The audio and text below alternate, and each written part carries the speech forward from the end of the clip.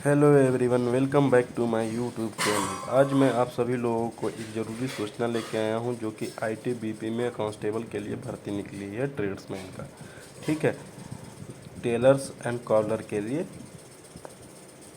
तो मैं आज एक एक चीज़ बताऊंगा, सभी लोग इस वीडियो को शुरू से अंत तक बने रहिएगा। ठीक है, तो मैं आप सभी लोगों को कौन एलिजिबल है कौन नहीं है।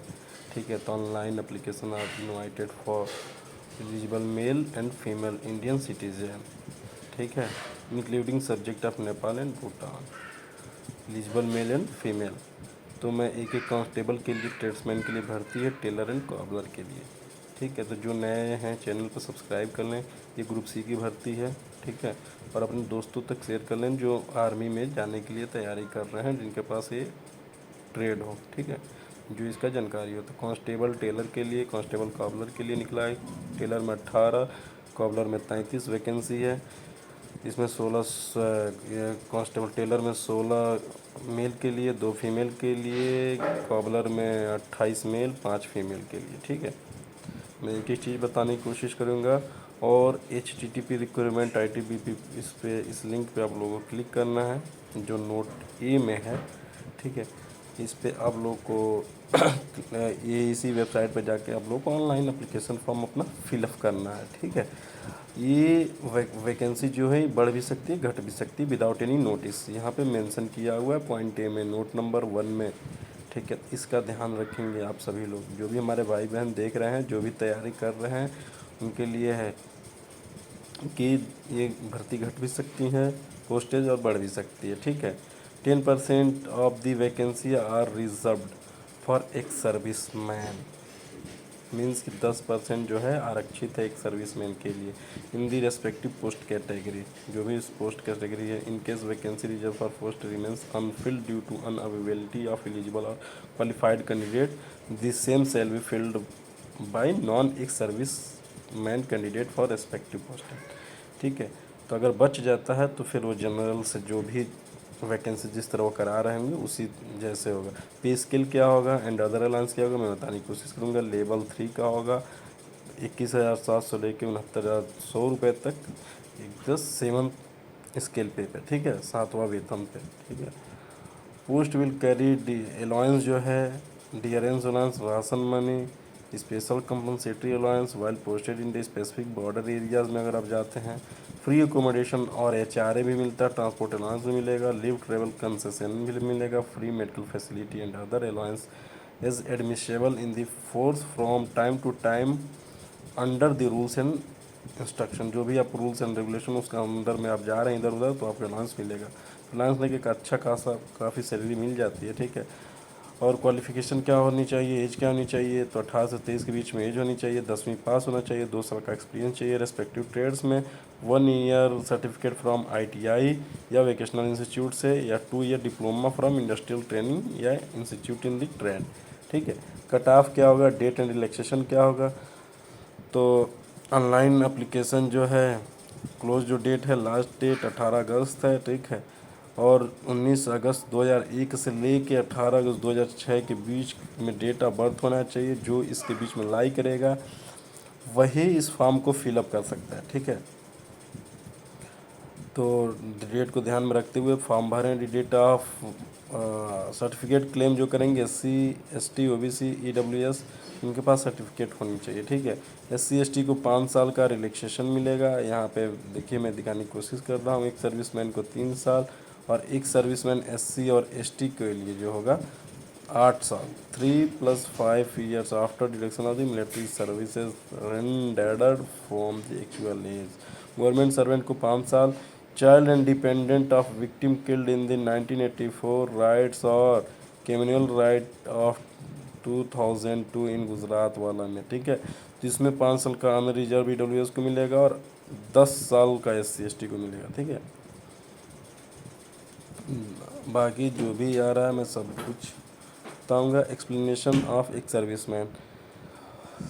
एक सर्विसमैन में इसका कोई मतलब नहीं उतना। मैं जो भी होगा डाउट आप पूछ सकते हैं, पॉज करके आप देख सकते हैं। और EWS इकोनॉमिक वीकर सेक्शन में the reservation for EWS to those candidate who are not cover under the scheme for reservation of for SC ST। जो EWS जो क्या नाम है कि SC ST OBC में जो नहीं आएगा वही इसके लिए अप्लीकेबल, बाकी अदर कैटेगरी के नहीं अप्लीकेबल है, मतलब कि अनरिजर्व के लिए हो।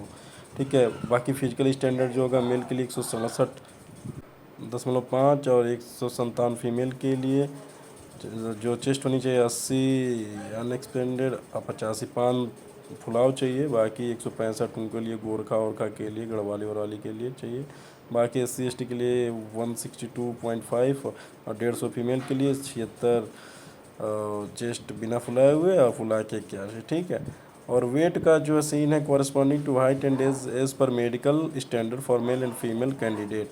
तो जो भी है उसके मतलब रिलेट करके ही बताया जाएगा। ठीक है, मिनिमम मेडिकल स्टैंडर्ड जो होनी चाहिए, बेटर आई N6 होना चाहिए, वर्स आई N9 होना चाहिए, बेटर आई 6/6, वर्स आई 6/9।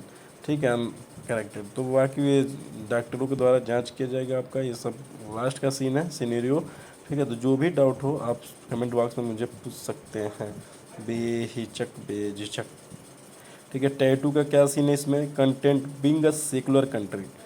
अगर आप एक सेकुलर कंट्री के हैं, the religious sentiments of our countryman are to be represented and thus tattoos depicting religious symbol और figure and the name as follow in Indian army to be permitted.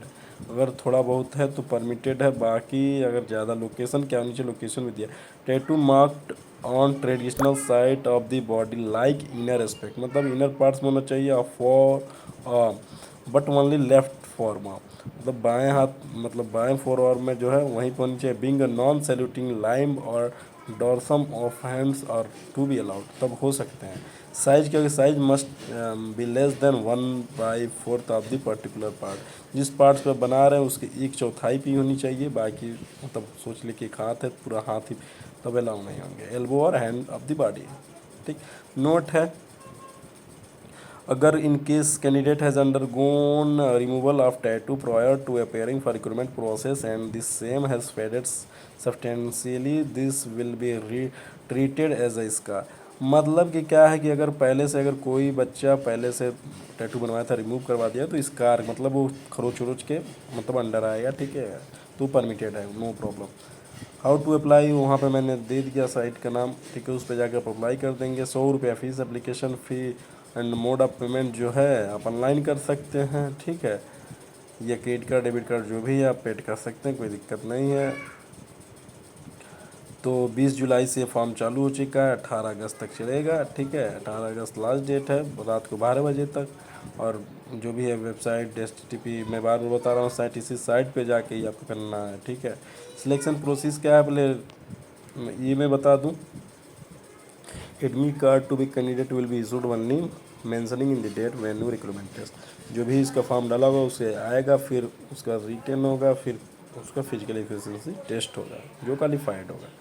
ठीक है, बाकी मैं आप सभी को बताने की कोशिश करूँगा कि जो भी इसकी बारे में आएगा जानकारी मैं आप लोगों को बताने की कोशिश करूँगा। इसलिए मैं सभी से निवेदन करता हूँ, रिक्वेस्ट करता हूँ कि इस चैनल को प्लीज़ सब्सक्राइब कर दीजिए। ठीक है, ग्रोथ कराना बहुत ज़रूरी है। फिजिकल एफिशिएंसी टेस्ट देखिए, जो मेल का होगा 1.6 किलोमीटर रेस होगा और 7.5 मिनट में होगा। लॉन्ग जंप 11 फीट 3 चांस मिलेगा, हाई जंप को 3.5 फीट 3 चांस मिलेगा फॉर फीमेल के लिए। 800 मीटर का रेस होगा, to be completed within लगभग 4.5 मिनट के अंदर। लॉन्ग जंप होगा 9 फीट का 3 चांस मिलेगा आपको। हाई जंप जो होगा 3 फीट मिलेगा, 3 चांस मिलेगा आपको। ठीक है, no mark will be awarded for this state paid shall be qualifying nature. ये क्वालिफाइंग नेचर होगा जो फिजिकल इफिशियंसी टेस्ट होगा। ठीक है, इसका कोई मार्क काउंट नहीं होगा। सुन ले कान खोल कर सभी लोग। ठीक है, बाकी मैं आप लोगों को लेके चलूँगा और जो भी ज़रूरी चीज़ें वही बताने की कोशिश करूँगा। बाकी फालतू की चीज़ें से बात करने से कोई मतलब नहीं है। फिर सेकंड में चलते हैं, रिटन एग्जामिनेशन में क्या है सीन, मैं वो सब चीज़ बताने की कोशिश करूँगा। ठीक है, वो जनरली देखिए यहाँ पे शो हो रहा है 15 मार्क्स का एग्ज़ाम है आपका। ठीक है, इसमें क्या क्या पूछेगा क्या क्या नहीं, मैं आप लोगों को एक ही चीज़ बताऊँगा, वो भी MCQ टाइप रहेगा। ठीक है, यहाँ पर मैं बता दे रहा हूँ MCQ टाइप रहेगा। ठीक है, 1 घंटे में 50 क्वेश्चन करेगा, बहुत सही समय आप लोगों को दिया। 15 क्वेश्चन जनरल नॉलेज है, एलिमेंट्री मैथमेटिक्स का 10 क्वेश्चन है, एनालिटिकल एप्टीट्यूड का 15 है, basic knowledge candidate in English या हिंदी दोनों में से कोई एक दे सकता है, तो 10 क्वेश्चन है। ये टोटल 50 क्वेश्चन हो रहे हैं 50 मार्क्स के। ठीक है, आप मन करे तो हिंदी अगर आपका सही है तो हिंदी दे सकते हो, इंग्लिश दे सही है तो इंग्लिश दे सकते हो। इंग्लिश और आइदर हिंदी, ठीक है। कोई दोनों में से एक ऑप्शन आप चूज करके आप दे सकते हो, नो प्रॉब्लम। ये एक लैंग्वेज टेस्ट है, ठीक है। बाकी मैं आप लोगों को जब भी होगा, जो भी जानकारी होगा, लेटेस्ट अपडेट मैं इसी चैनल पे देता रहूँगा। आंसर की जो भी होगा देखिए। और पहले से क्या, minimum cut off percentage mark qualifying in written examination will as follow. Unreserved और EWS एक सर्विसमैन कैटेगरी को 18 मार्क्स मिनिमम चाहिए, SC ST को 17 मार्क्स चाहिए, पहले से है ये मिनिमम। बाकी तो कट ऑफ अलग बनेगी। और बाकी अगर कोई दिक्कत होती है तो रीचेक हो जाएगा आपकी कॉपी। और निगेटिव मार्किंग नहीं है, बड़ी अच्छी बात है। ट्रेड टेस्ट होगा 50 नंबर का। जो भी अगर कॉबलर टेलर का भर रहा है तो उसका 50 नंबर का उसका ट्रेड टेस्ट होना है तय, ठीक है। 50 मार्क्स का ये है, 50 मार्क्स का रिटर्न है, 100 मार्क्स का हो रहा है टोटल। तो कांस्टेबल टेलर में टेकिंग मेजरमेंट देखने का 15 number, knowledge about different of the material का 10 number, capability to carry out minor repairs के लिए 15 नंबर, एबिलिटी टू रिकॉग्नाइज का 10 नंबर, टोटल 50 नंबर। कॉबलर का हो रहा है वही, सीचिंग का 10 नंबर, आइडेंटिफाइंग का 10 10। तो ऐसे है 50 नंबर का इसका भी, जैसे टेलर का वैसे कॉबलर का भी है। इसमें ज़्यादा अंतर थोड़ी, दोनों टेलर्स का है ये। बाकी जो भी अगर मेरिट बनेगा, ठीक है, आपका एजुकेशनल क्वालिफिकेशन जो भी एक्सपीरियंस है उसके बेसिस पे जो आप यहाँ रिटर्न में पाए होंगे उसके आधार पे ही बनेगा, ठीक है। बाकी अगर अगर कोई और हमें लगेगा कि इन्फॉर्मेशन देना चाहिए तो मैं आगे देता रहूँगा, ठीक है। तो अभी मैं इस वीडियो को यहीं पे ख़त्म करता हूँ, ज़्यादा लॉन्ग ले जाने कोई मतलब नहीं है। अगर कोई आप लोग को दिक्कत है, परेशानी होगा तो आप मुझसे कमेंट बॉक्स में पूछ सकते हो। Thanks to everyone for watching my video, ठीक है। तो आप प्लीज़ सपोर्ट करिए, मैं आप लोगों से रिक्वेस्ट कर रहा हूँ। नया चैनल है फिर इसलिए ग्रोथ कराना आप लोगों के लिए ज़रूरी है। धन्यवाद आप सभी का इस वीडियो में बने रहने के लिए। तब तक के लिए बाय।